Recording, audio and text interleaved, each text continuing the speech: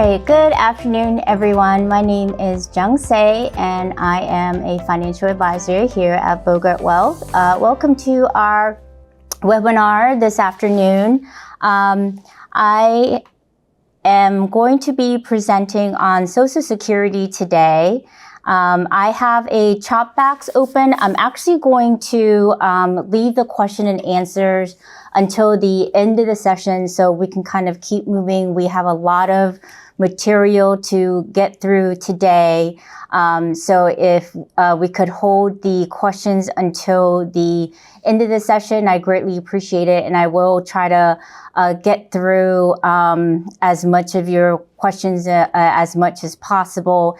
And then, as always, if you have any questions, you can feel, you're always welcome to reach out to us with any questions. And again, we have a lot of material to get through today, so I will get started. Okay.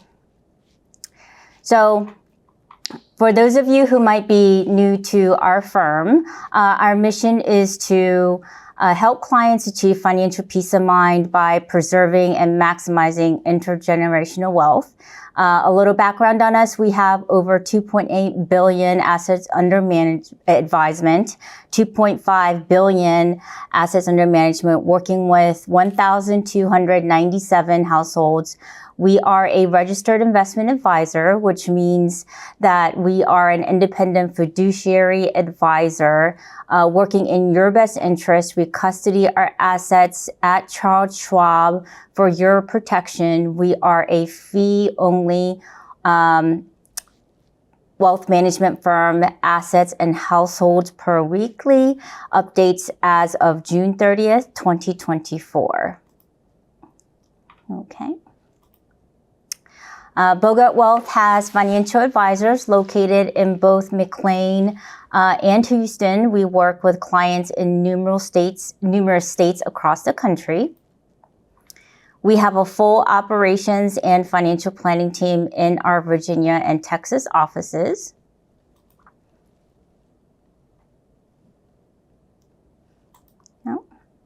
And we manage our investments in-house and also work with a local CPA firm in Texas to help our clients with their tax preparation needs.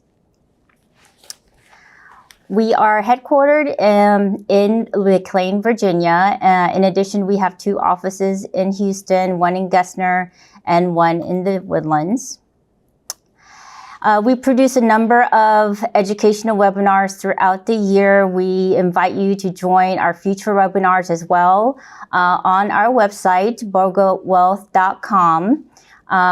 We do have some recorded versions of our previous webinars, and they include topics on retirement planning timeline, retirement income planning, Social Security planning strategies, tax planning, estate, and so forth. I just did one on Medicare several months ago, so check those out. They are very informative and helpful. Okay.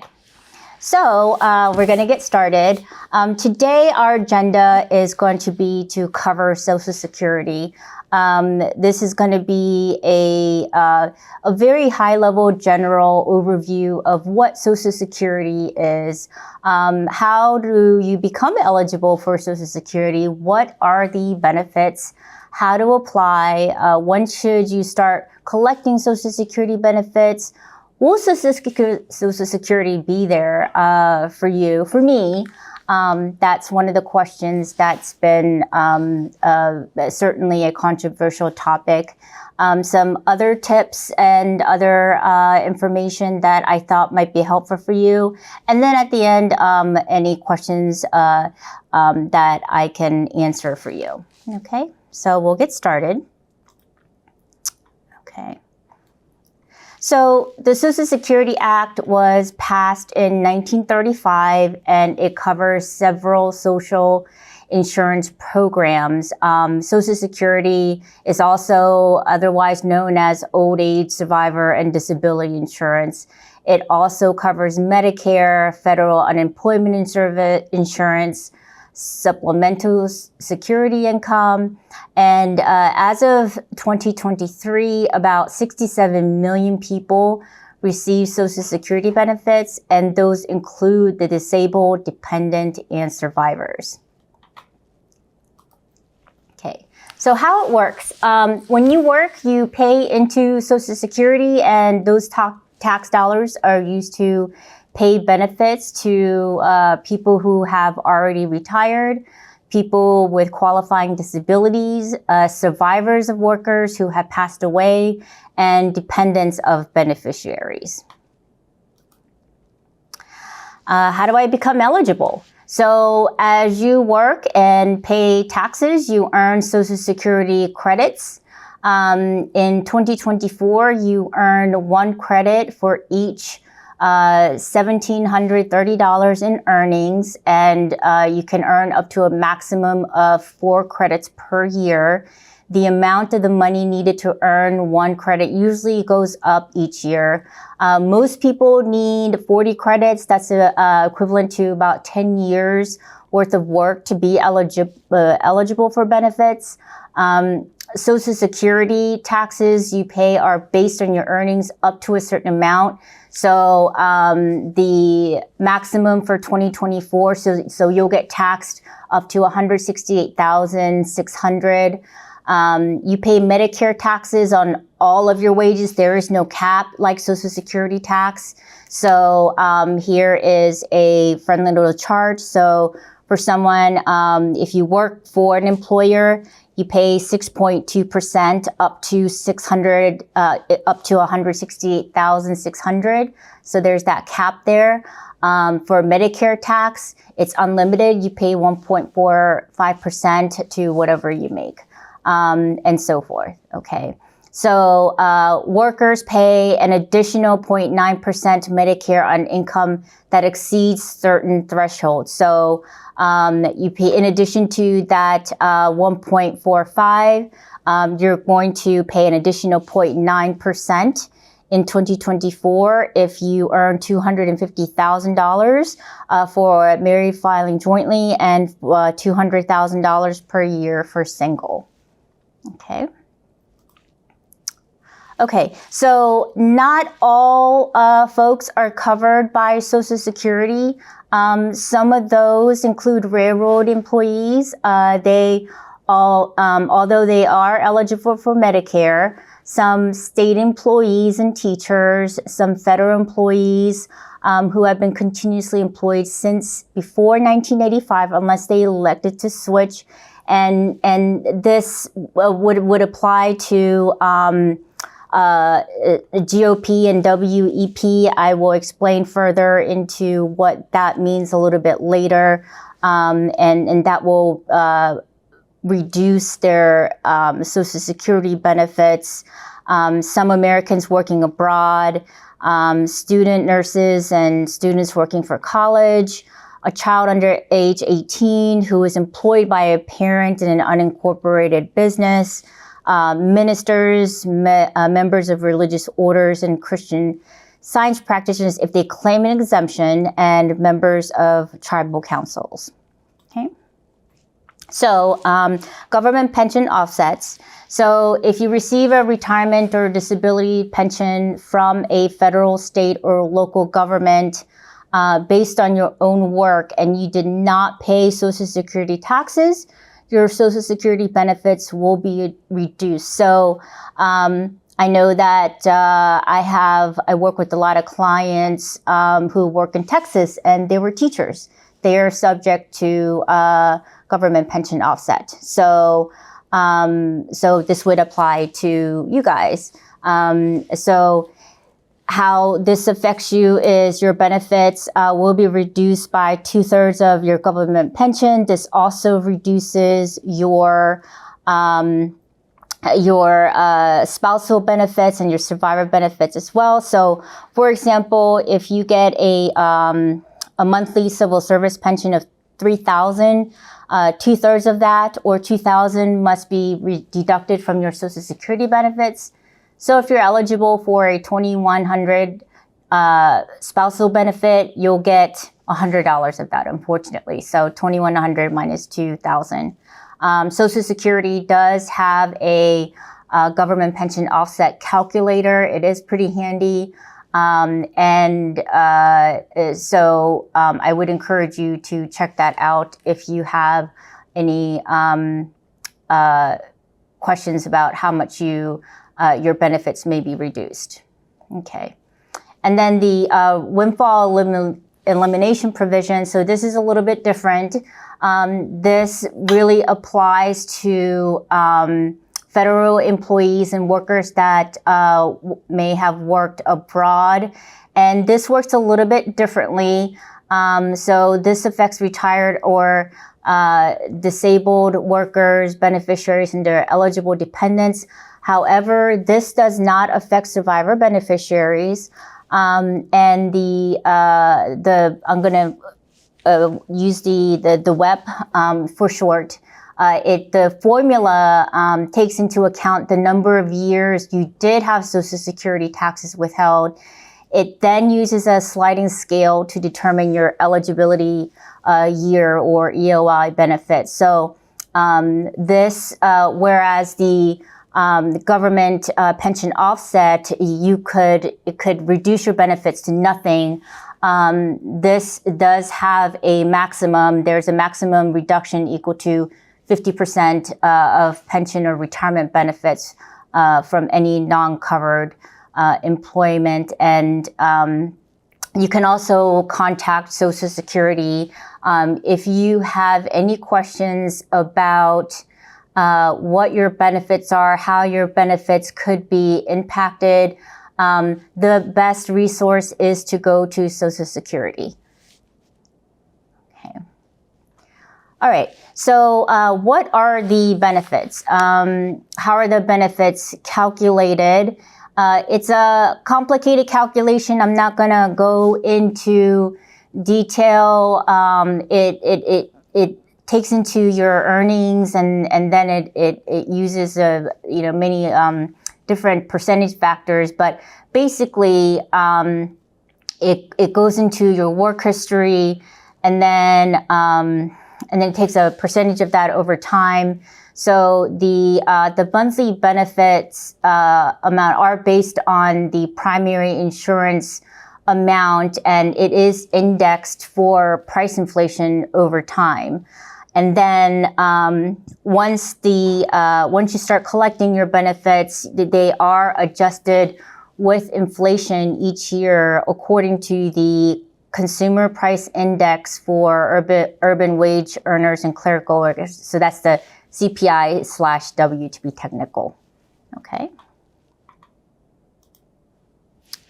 All right. So what are the full retirement benefits? So a worker, the full retirement benefits are the benefits that is equal to the 100% of your PIA, and that really depends on the year that you were born.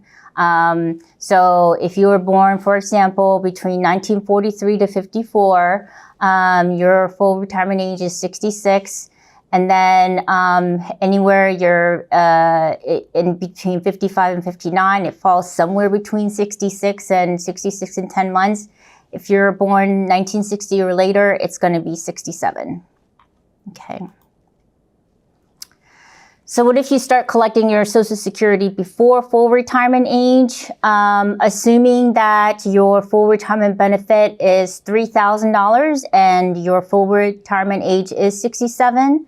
So if you apply, you can apply as early as 62, and your benefits will be reduced by 30%. So you'll collect 70% of it.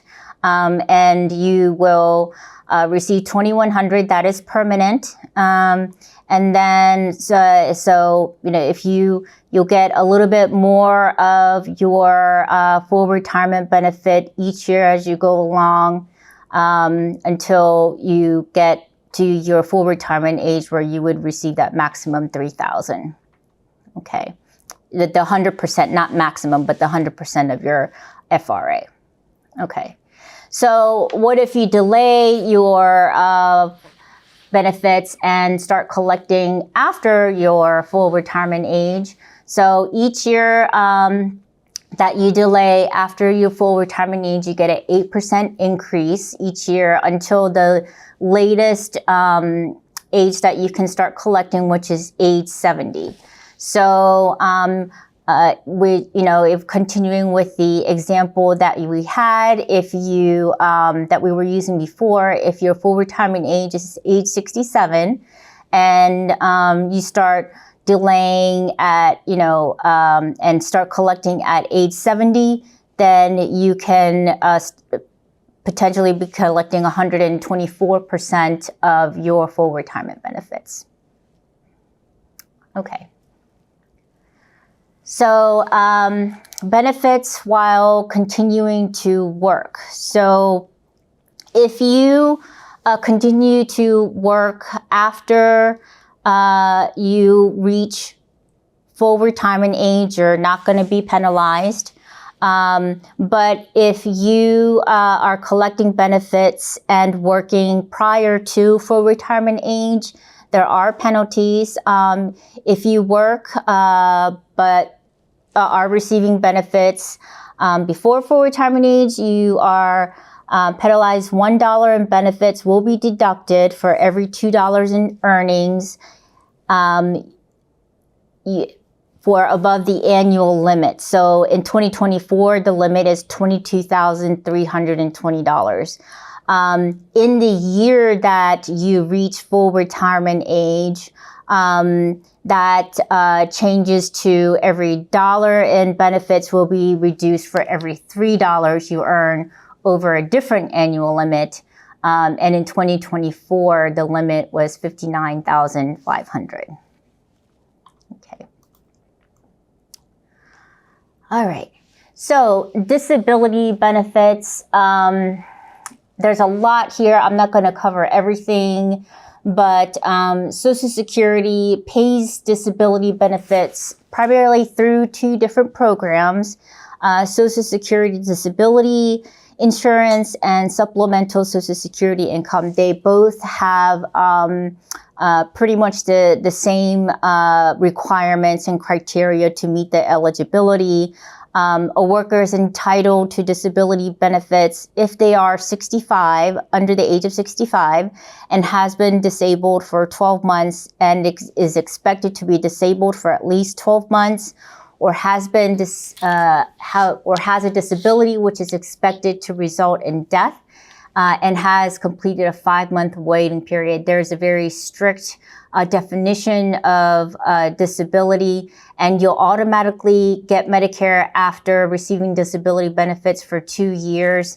And then certain family members are eligible for benefits based off your work. And here are some of the members that can qualify. So your spouse, if they're under 62, your spouse at any age, if they're caring for a child of yours who's younger than 16, your unmarried child, and this does include adopted, and in some cases a stepchild or grandchild. The child must be younger than age 18 or younger, 19, still in high school. Oh, I did cover it all. Okay. All right. Spousal benefits. The spouse or divorced spouse of a retirement beneficiary is eligible for Social Security benefits if the spouse or divorced spouse is 62 or older. The maximum amount is equal to a maximum of the 50% of the retirement beneficiary FRA amount. So that's something that a lot of clients get confused about. So let's say we have a client, a set of married couple, and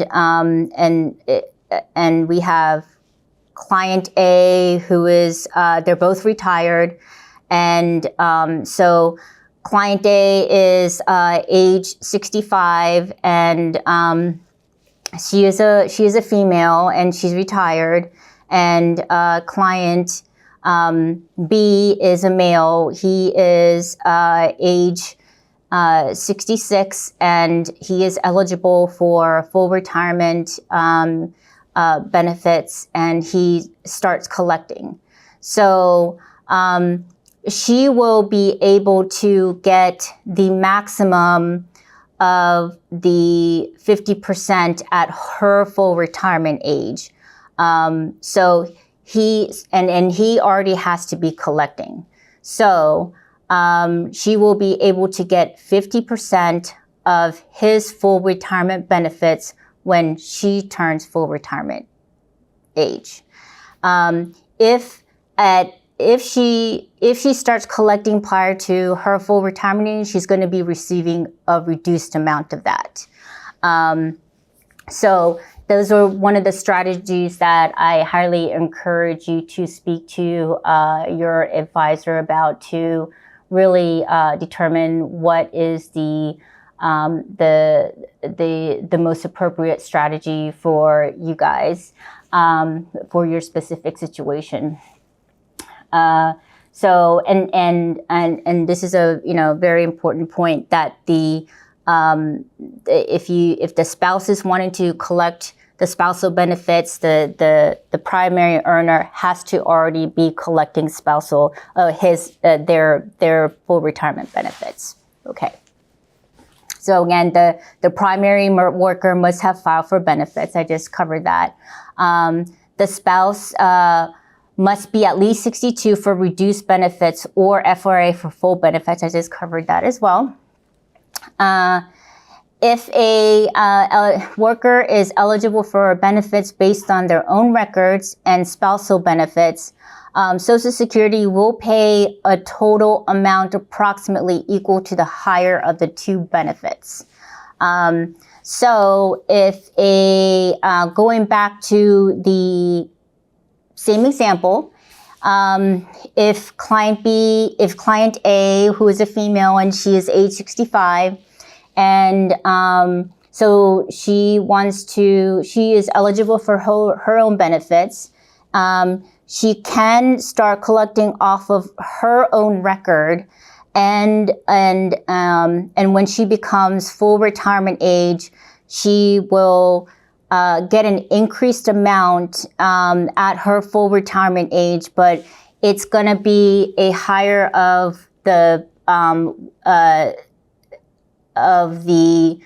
her own record, a combination of her record and then the spousal. So if the spousal is higher, then she's going to get a part of the her record, and then the her spouse's to equal out to be whatever the higher of the two benefits would be.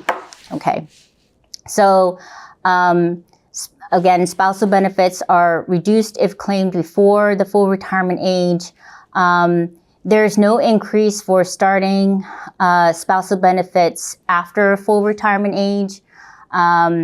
Social Security and the government pension offset, this will reduce or eliminate any spousal or ex-spouse or widower's benefit if the spouse or widower is also receiving a government pension from work that did not require paying Social Security taxes. So basically, Social Security benefits will be reduced by 2/3 of spousal or widower's government pension. If the spouse's or widower's pension exceeds 150% of the normal spouse or widower's benefit, the spousal benefit is eliminated. So if you have any questions on that, feel free to reach out to your advisor or contact us, or you can always go to Social Security and use their calculator estimates as well, or contact one of their representatives. Okay. All right. Same-sex couple benefits. Same-sex couple marriages in all states recognized for purposes of determining entitlement to Social Security benefits. Some non-marital legal relationships, such as civil unions and domestic partnerships, are recognized as well. The United States also recognizes same-sex marriages and some non-marital legal relationships established in foreign jurisdictions. applies to all Social Security programs, retirement, survivor, and disability. Okay. Divorce spousal benefits, basically same as spousal benefits. If married, if the marriage lasted 10 years or more, the person receiving divorce spouse benefits is currently unmarried. The ex-spouse is at least age 62. And if divorce was more than 2 years ago, ex-spouse does not need to have filed for benefits. Okay. Survivor benefits. Certain members of your family may qualify for benefits if you are an insured worker. Your surviving spouse may qualify for reduced benefits as early as 60.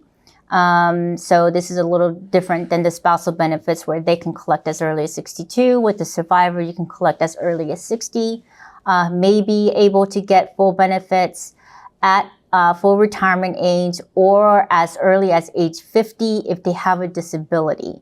The surviving spouse may be able to get benefits at any age if they take care of your child who is younger than age 16 or has a disability. Your unmarried children younger than 18 or up to 19 if they're attending elementary or secondary school full-time. They also may be able to get benefits.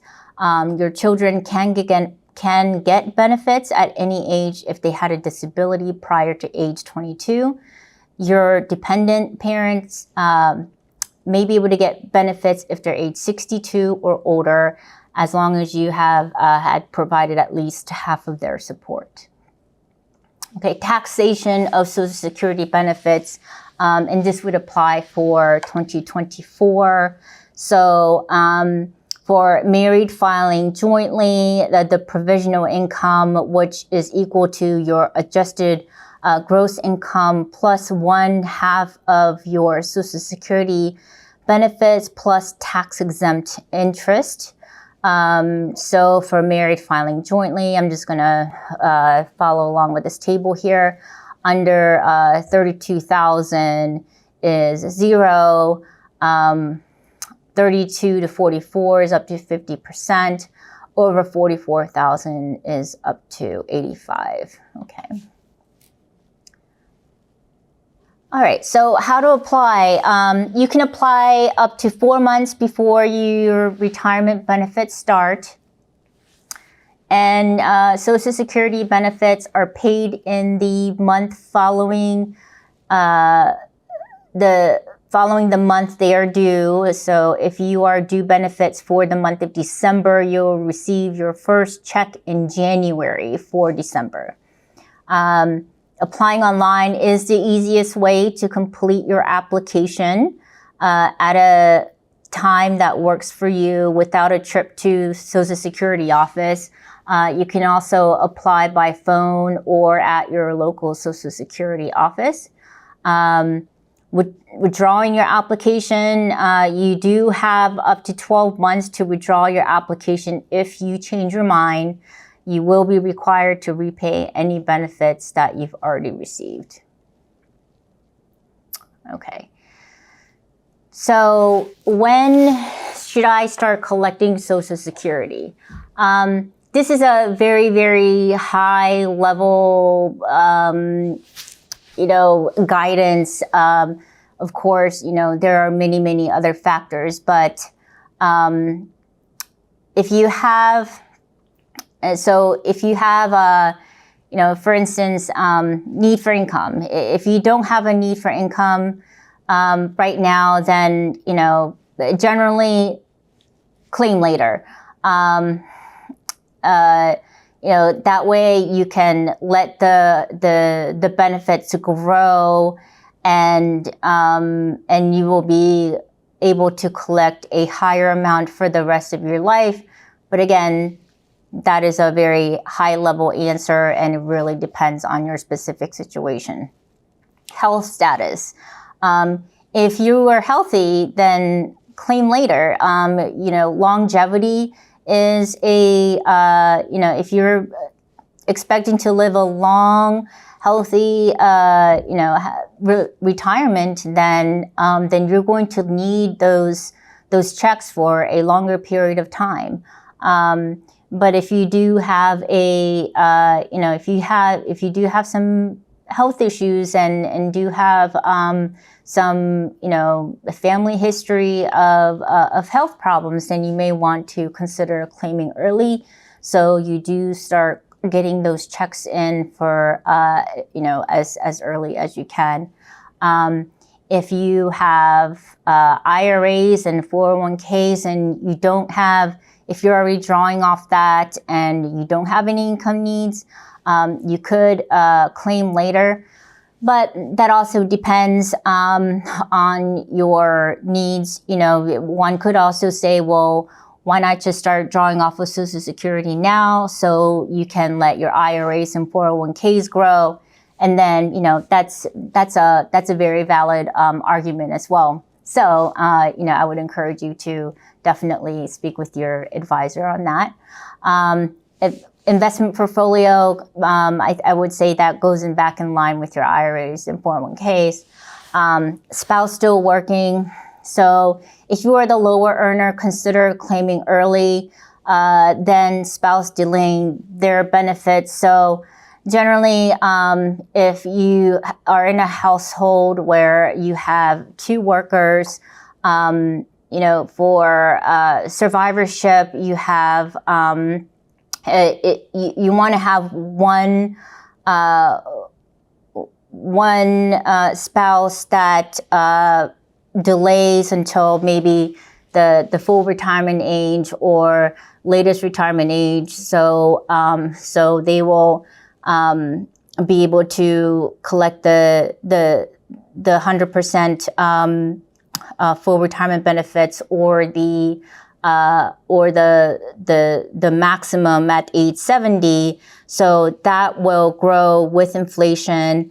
And then if one passes away, then that higher benefit amount will stay there no matter what. So whoever the survivor is will continue to receive that higher amount. So that's just one of those strategies that we often talk about with couples. Whether or not you plan to work. So if you have to consider penalties if you are planning to work prior to full retirement age. If not, then there's no penalty at all working post full retirement age. So just a matter of do you start collecting at full retirement age, or do you want to delay until a later time and get that 8% bonus until the maximum, the latest collecting age at age 70. Pensions, no income needs, generally claim later if you have no needs for the Social Security right now. Required minimum distribution. That's also something to, that kind of also feeds into the IRAs and 401ks. So, when the required minimum distribution ages have been changed to age 73 or 75, depending on when you were born. So, if you're born 1960 or later, your age is now 75.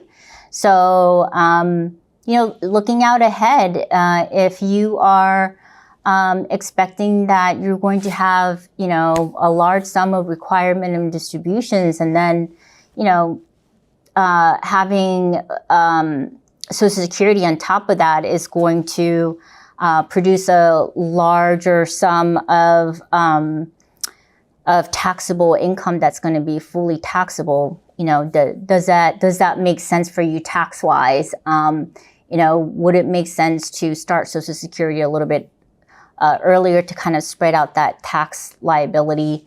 Again, it depends on your specific situation. Life expectancy, claim later if you expect longevity. Survivor benefits, so one claims late, that kind of feeds into the the spouse claiming strategy that I spoke to about earlier, one claims late to maximize survivor benefits. Okay. All right. So we do have available a Social Security analysis for you. So as a Bogart Wealth client, we can produce a Social Security analysis as a part of your overall financial plan. And this is just a very, high-level snapshot of what it can look like. So we're going to start off with your assumptions, your general information. We use a assumed inflation rate of 2.5%, real rate of return of 3%. And we are going to have your monthly benefits here for you. And then we're going to take a look at all of your benefits and look to see what the lifetime benefits would be, and look to see between whether it's just you or a combination of you and your partner or your spouse, what the break even would be. So what the ideal strategy for you to start your benefits accordingly. Okay. So this is a really helpful tool when we're having that conversation of really what is the best age for you to start your Social Security benefits. Okay. So, will Social Security be there for me? This is, this is a topic that is a bit controversial, and according to the annual report of the OASI, the Social Security Trust Fund is projected to be depleted in 2035. Not all of it. It's projected to not be able to cover 100% of the benefits. So a little bit of a background. Social Security was amended in 1977 and 1983. Social Security Trust Fund was predicted to run out of money. The trust fund would have been exhausted in the early 1980s if legislation had not been enacted in 1977, raising taxes and curtailing future benefit growth. So 1983 Congress passed additional major legislation. So they increased maximum earnings subject to Social Security tax from 100% of median wage to 250% of median wage. Introduced index cost of living adjustments, increased payroll taxes from 6% to 7.65%, and raised the full retirement age, added new workers to the system, and made Social Security benefits partially taxable. So I would say the takeaway from this is, there are concerns about whether or not Social Security is going to be there for you, for me.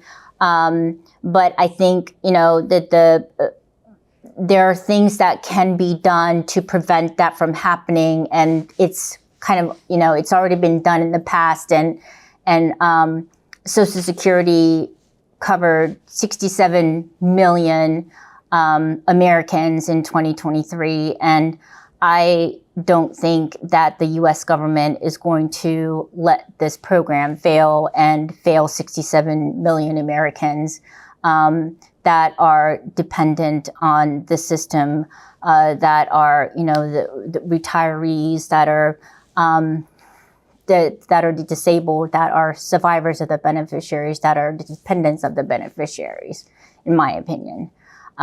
So some of the potential options for future Social Security reform that are out there. Increase to maximum earnings subject to Social Security tax. So in 2024, that earning cap is $168,000 and some change that we saw earlier. So that's the amount that could be changed. Increase the full retirement age right now. Anyone born 1960 or later is 67. We could increase that. Increase the early eligibility age, not set at age 62. Reduce the cost of living adjustment. Change the benefit formula. Increase benefit taxation. Increase the tax base. So those are some of the things that I found out there that are kind of potentially in the talks that could bring in some more funding for the trust fund. Okay, so some other tidbits that I thought might be helpful to you guys. We're almost done here, and then I will get to the questions and answer portions. So. Social Security, again, is a very, very helpful resource. They are really the best resource for you. They can estimate your individual benefits and tell you the amount that you are entitled to now. They can't project future benefits through scenario planning. And they cannot help you with innovative strategies designed to maximize benefits. Those are really the things that we can do for you. So what you can do is you can go to Social Security and get the benefits, the estimated benefits, and then come back to us, and we'll use that number and be able to run the different scenarios and give you advice on, how to maximize your benefits and what strategies may be the best suited for you. Okay. So, file and suspend, eliminated in 2015. Some of you guys may remember that,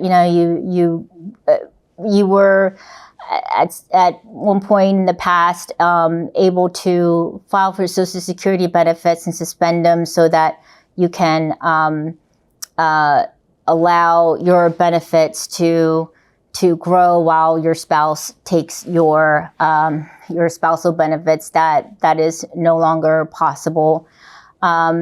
But there still is what's called a deemed filing. So there's still some strategies out there. So before 2015, some spouses collected spousal benefits while letting their retirement benefits grow. That's the file and suspend. This is no longer allowed. A worker who is eligible for both spousal and retirement benefits must receive a combination of the two benefits that equals the higher amount. Medicare Part B will automatically be deducted if you start Social Security after 65.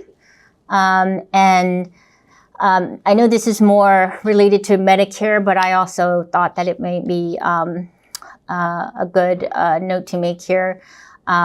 So once you start Social Security and, Medicare will automatically be deducted from your Social Security benefits, there may be some cases where you may be subject to the income-related monthly adjustment amount because your income went over the Medicare bracket. So if that happens, there is what is called a Social Security Form 44 for qualifying events such as a loss of a job or loss of a spouse. So if you had an unexpected event that caused your income to increase 1 year and it caused your Medicare bracket to go up, you can appeal it using the SSA Form 44, and Social Security will make a decision on whether or not they will approve the appeal for you or not. I have seen it. I have seen it work. I have seen it not work. It really is very case by case dependent. So it's definitely worth a try though. So if you have any more questions on that, please contact your advisor. Okay. All right. So that is the end of it. And, again, contact us with any questions. Here is our contact information, our toll-free, our McLean, Houston, and Woodlands. It was a pleasure having you all today, and I hope you found this helpful. Please join us in our future webinars. And again, if you have any follow-up questions, please feel free to reach out to your advisor or use any of our contact numbers or contact information to reach out to us, and we'd be more than happy to speak with you about anything that I discussed today, or anything that you may need help with. Okay, well, thanks again and have a great day.